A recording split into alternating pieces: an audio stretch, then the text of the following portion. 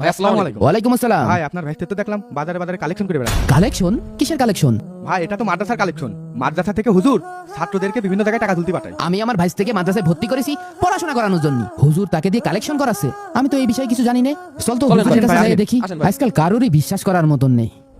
খিদেও লেগেছে, টাকা উঠিনি, কি যে করি। যাই ওই সামনের দোকানে যে দেখি কত সুন্দর সুন্দর খাবারে, যদি একটু খাতি পারতাম। ভাই হাফেজে মাদ্রাসা থেকে এসেছি, একটু সাহায্য করেন। মানে টাকা মাকা দিতে পারছি না, এই না একটা পুরি খা।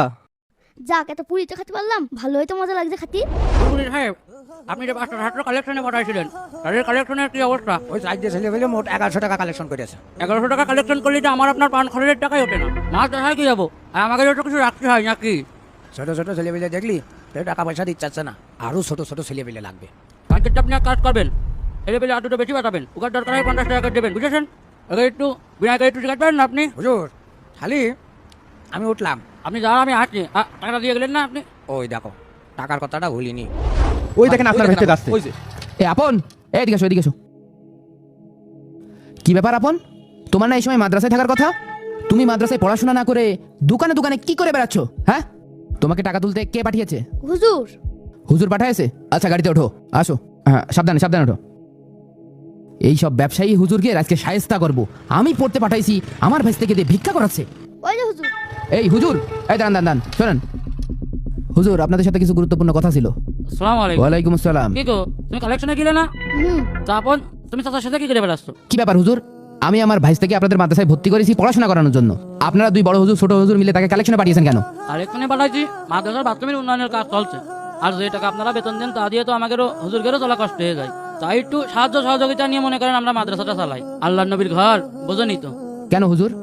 আমার ভাই থেকে প্রতি মাসে পড়ানোর জন্য আমি বেতন দিই, আবার আমি মসজিদ মাদ্রাসা কমিটির সদস্য, সেখানে মাস গেলে টাকা দিই। তারপরও কেন আমার ভাই থেকে কালেকশনে পাঠানো হলো? ছোট হুজুর, এটা আপনার দায়িত্ব রাখেছি, আপনি একটু খোঁজখবর নেবেন না? সে আমাদের মসজিদ কমিটির সদস্য, মাদ্রাসা কমিটির সদস্য। আপনি তার ভাইস্টার পাঠিয়ে দিয়েছেন, এরপরে দিলতে যেন এই কাজটা না হয়। দেখবেন আপনি গরিব ছেলেকে পাঠাবেন। আসলে ভাই আমি জানতাম না এটা আপনার ভাইস্তে, এখন তো আর ওর পাঠাবো না নে। ভাই এটা তো ভিক্ষা না, এটা কালেকশন। মাদ্রাসার উন্নয়নের জন্য এতটুকু করতে হয়। আর ছোট ছোট বাচ্চারা যখন বাজারে যাবে তখন তো নতুন নতুন জিনিস শিখতে পারে, এটা তো তাদের শেখার একটা সুযোগ। জি বড় হুজুর ঠিকই বলেছে।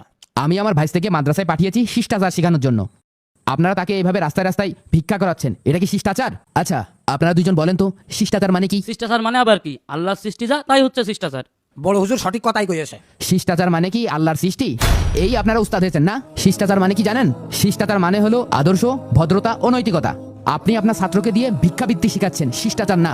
ওই মনে করেন যে ছেলে পেলে পড়াই এত পেশার নিয়ে, আসলে এত শব্দের তো মেলা অর্থ হয়, ওইটা তো মনে রাখা মনে করেন একটু কষ্ট, একটু মিস্টেক হয়ে গেছে। এত গোল মেরে কথাবার্তা